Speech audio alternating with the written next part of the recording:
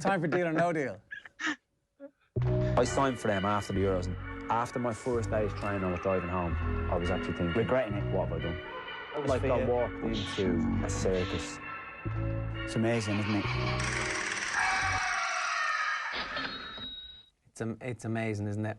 Right, Liverpool's festive and New Year dip, as it's now being called. Where should Jurgen Klopp be looking in the transfer market this January, or should he be shopping for players at all, Nathan? Yeah, I think he's got to be looking at centre-back. The fact that he's playing Jordan Henderson there suggests that he doesn't trust Nate Phillips or Reece Williams. Like, Nate Phillips is 23. He was out on loan last season at Wolfsburg. There was a sense he was going to go in the summer transfer window, and then needs must, he's forced into action. Reece Williams is still a very young, inexperienced player. You would think if he felt one of them was going to be an adequate replacement, you play them as much as possible. Where it feels at the moment, if he's stuck and he needs a bit of freshness, he'll throw one of them in. But that, I just can't see how he can continue with constantly rotating his centre-backs for every single game, which is what it is at the moment, because Joel Matip simply can't stay fit. So he's going to have to go and look. It's a difficult market because it's not just a case of, say, looking around the Premier League and, you know, teams that are in the bottom half and who's a good centre half. It's a Ben Mee or a Tarkowski at Burnley or a Lewis Dunk at Brighton. He needs a defender who can play in his system, who can play that incredibly high line. So there's not many of them around, you would think. Does he go after Alaba at Bayern Munich? Would Bayern Munich sell, considering Liverpool are one of their two best rivals for the Champions League? You know, would Bayern hang on for the 6 months and just let his contract run down rather than let him leave right now in January?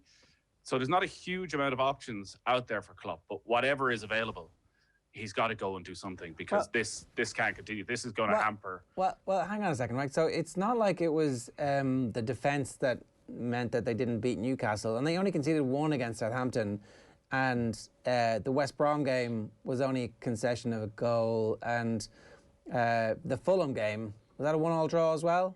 Like, it's actually their inability to score goals against supposedly inferior opposition that's really costing them at the moment.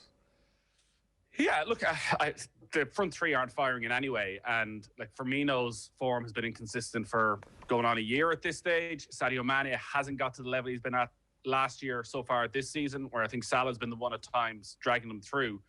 And you'd wonder as well about the relationship at times between Salah and Mane. It doesn't ever seem to be particularly strong.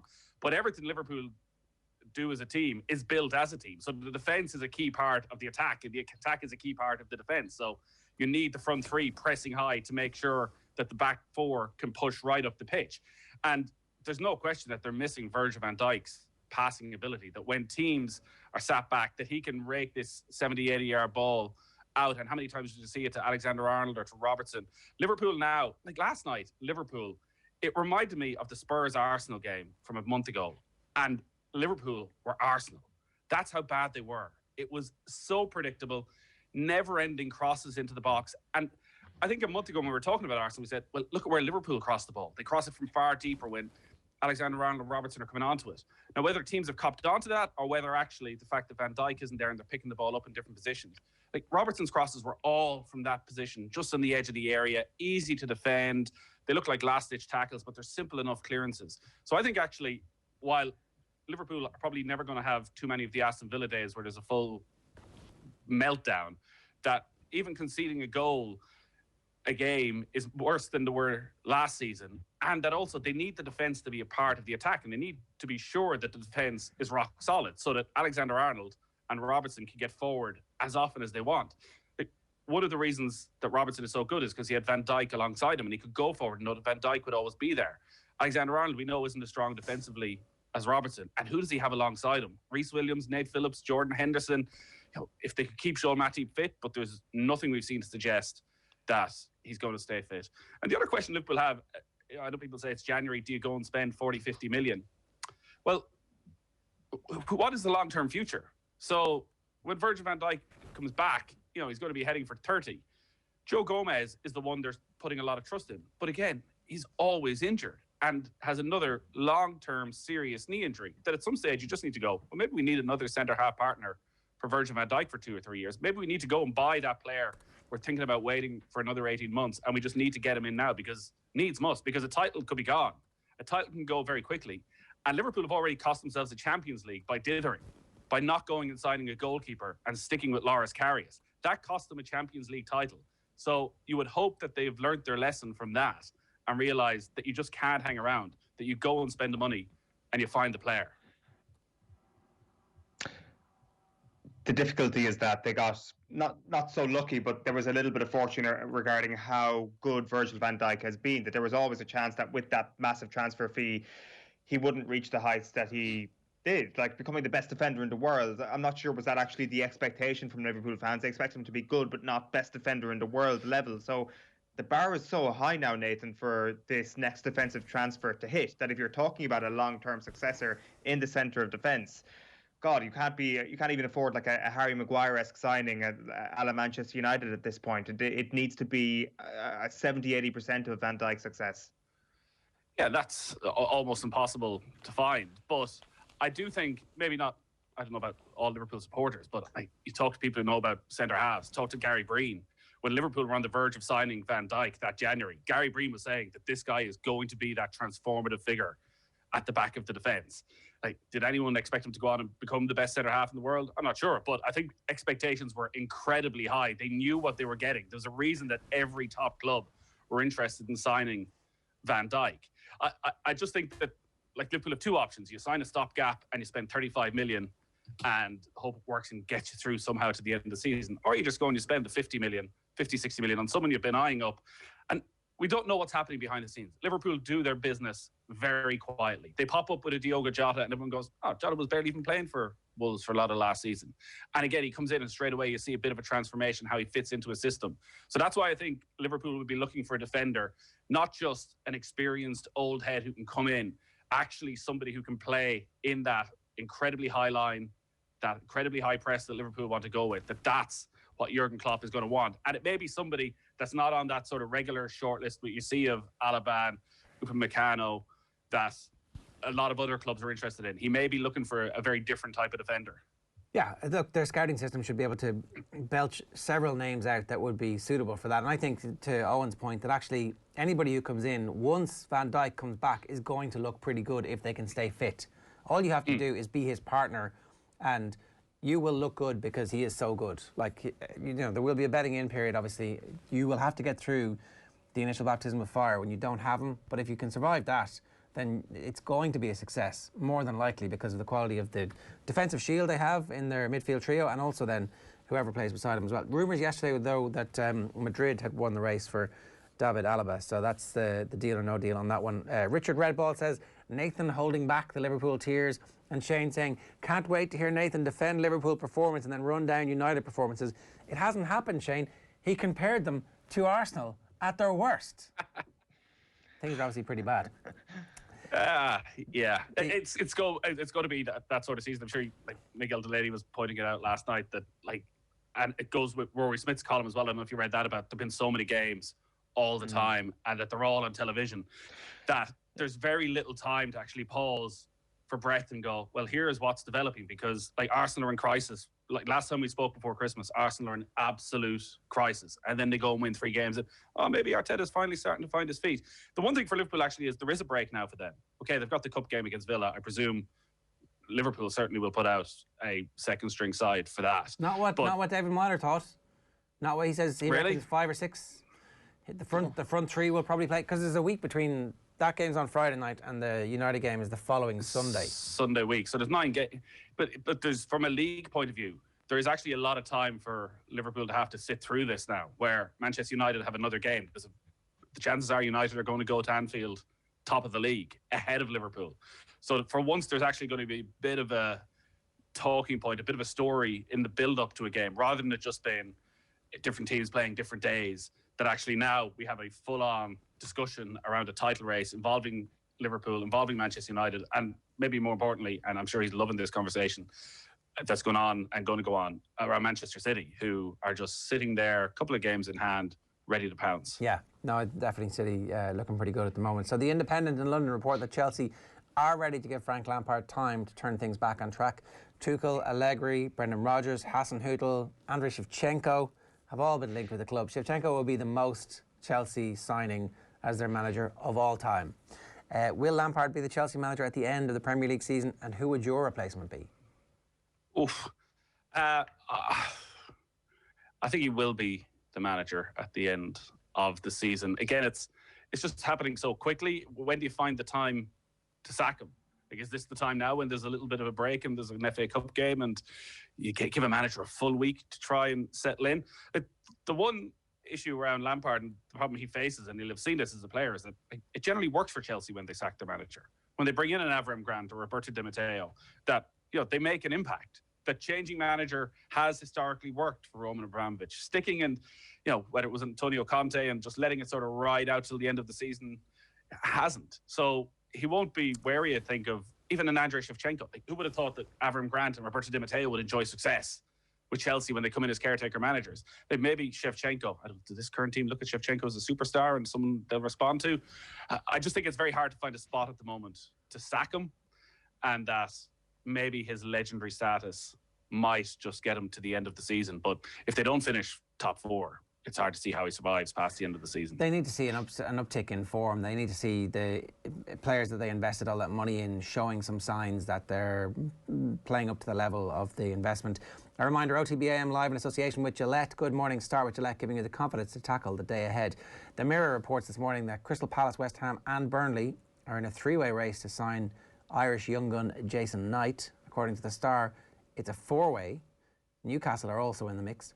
Where do you think the 19-year-old rising Derby star will end up? Is he ready to play Premier League football?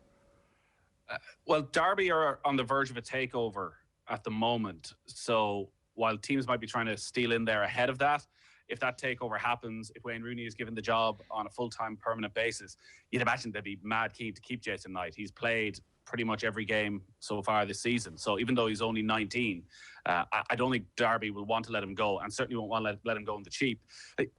You often hear the debate about, well, should he stay, should he go? But if you're offered the chance to go to a Premier League team, there's very few players that are going to turn that down. Derby are in a relegation fight. So you would hope that once the behind-the-scenes dealings and the takeover goes through, that they should settle and survive in the Championship. But that's at least another 18 months in the Championship.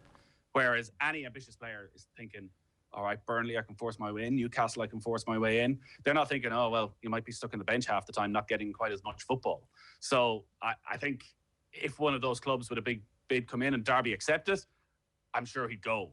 But if he was to wait another 18 months, is he suddenly at a different level of club that he's going to? Like, Burnley is a strange one in that if we've seen Kevin Long, Jimmy Dunn, Sean Dyche doesn't change his team. Is he looking for a central midfielder to come in instead of Brownhill or Westwood, whoever he's playing in there at the moment? Like, he doesn't change his 11 all that often, even in these sort of crazy run of games. Newcastle, how long is Steve Bruce going to last? They haven't really settled on a central midfield ever. He looks good enough to get into any of those teams, but they all have a little bit going on in the background that you'd kind of worry about for him. Okay, is there a comparison, like a player that he reminds you of? What type of midfielder is he? Box to box. Loves to get a lot of energy. I'm hearing Roy Keane. You were going to go Roy Keane. I was going to go slightly further down the pecking order and say, was there a time that maybe similar clubs he's been linked to, a Jeff Hendrick when he was starting off? Maybe not quite, but yeah, it's an important move from. The last thing you want is to make that move and then spend the rest of the season getting the odd minute or two here and there. Yeah. So I just think that the fact that Derby takeover is happening and due to happen in the next couple of weeks, surely they're not going to let him leave. Okay, so we brought you news yesterday. PSG boss Mauricio Pochettino has his eyes on Harry Kane, Dele Alli and Hugo Lloris. The latest update is that Ali is not expected to go in this window. We do want to know, how excited are you, Nathan, to see Pochettino in Paris? Is there a Premier League side who will regret not snapping him up? Is anyone excited about anything that happens in Paris Saint-Germain? I'm not sure they are. If he goes and he dips back into the Premier League and suddenly Dele Alli goes, you're probably going to keep a closer eye, but they're going to win the league. That's a given. What can he do with them in the latter stages of the Champions League is what it's all going to come down to. If Dele Alli at Paris Saint-Germain, not the same level of pressure week in, week out, going to probably get a little bit more time on the ball, and obviously has a good relationship with Mauricio Pochettino. even though we saw in the documentary Jose having the chat with both Dele and with Harry of, yes, you can love your former manager, but that doesn't mean you can't love me as well. It does seem to have worked with Harry Kane, not quite the same with Dele Alli. What Premier League club right now was he going to go to? Chelsea? Possibly. Manchester United, that ship seems to have sailed till the end of this season at the very least, if not, a year, 18 months down the line. So this is a good deal for Pochettino. It'll be a big contract, a club where you're guaranteed a certain level of success, where you're going to win some trophies guaranteed, but it's pressure in a different way in that it all comes down to Champions League quarterfinal, Champions League semi-final. These are the games you simply have to win. But he needs to improve that squad as well. While they've got an unbelievable front three, behind that, there's not a huge amount for those bigger games. Okay, go on. I can already hear this clip going viral in Lille and Lyon as Nathan Murphy, Irish broadcaster, slams PSG's competitors. They're third in Ligue 1, Nathan. Yeah, but it's been an unusual season. By a point. TalkSport report that Declan Rice is Chelsea's only transfer target and they want to get that deal done in this window. On a scale of 1 to 10, how likely is that to happen in January, and what impact does Rice make at a club like Chelsea? Well, I'd say that's a 3 out of 10 for January. Probably heading towards an 8 or 9 for next summer. Every time I watch Declan Rice, I'm more and more impressed. He's adding something to his game, his range of passing. He's, still able to sit in that more holding role, but constantly bombing forward now, constantly involved in the attack. It's a bit of a sickener when you watch Declan Rice play for West Ham, and it's only a matter of time before he goes to one of the biggest clubs in the Premier League or anywhere, because he's that good. He is going to be in that top rung of midfielders in world football, you feel, very, very soon, which is unfortunate. It does seem as though I'm sure Lampard would fit him in as well. He's never quite, that's one of the problems, Lampard's never quite settled on that midfield. N'Golo Kante's back in his preferred role at the weekend, but then the games before that, Jorginho's is the holding midfielder and Kante's sort of forced out to the right-hand side. Never been a particular fan of Kovacic in there. Still hasn't really given Kai Havertz a chance as a number 8, but maybe if you've Declan Rice as the 6, Havertz alongside him, does it spell the end of N'Golo Kante if Declan Rice comes? Maybe it does. Yeah, all of a sudden you've got that squad depth and a bit of competition as well. ESPN reporting that Man City hope to pick up Sergio Ramos on a free transfer in the summer. Should they sign the 34-year-old, and how would he adapt to life in the Premier League? I see this as more of a Manchester United signing than a Manchester City signing. City have finally settled on something that works at the back. Ruben Diaz has come in and made the sort of impact, probably a little bit more under the radar than what Virgil van Dijk did at Liverpool. But Diaz has come in, plays every game, and they sort of rotate the partner alongside him, whether it's Stones or whether it's Nathan Ake, that they have now a rock-solid back four. Do you need to add a Sergio Ramos into that? Everything that was said about Diaz coming in is that he is a big character, that he is a leader, that although he's a very young player, he's someone who's not just going to come in and need a little bit of betting in time. He's going to become the rock at the heart of that defence, and he's lived up to that. Whereas actually, maybe looking at Manchester United, maybe another leader in that dressing room is exactly what they need. Somebody to share the burden a bit with Bruno Fernandes, and somebody who can slot in, doesn't need to play every single match because they've got a lot of options at the back. So I'm just not sure where Sergio Ramos fits in to that City team right now. Suddenly you're rotating 3 or 4 centre-backs alongside Diaz, where he might be the perfect personality to fit into a Manchester United dressing room. Yeah, okay. Do City need anything? A striker. They need somehow to find a replacement for Sergio Aguero. Who that is, how you go and find that player, and does he cost you 200 million quid? Is it Harry Kane? Again, that ship is probably sailed at this stage, but Jesus does a job, but he doesn't look as though he's ever going to score the rate of goals that Sergio Aguero scored, where you knew if Aguero played, and he rarely did it, played 34 or 35 games, he was going to get you 25 Premier League goals. Jesus just doesn't look to have that in him. Right, that is today's Deal or No Deal. I signed for them after the Euros. After my first day's training, I was driving home. I was actually thinking, regretting it, what have I done? I walked into a circus. It's amazing, isn't it?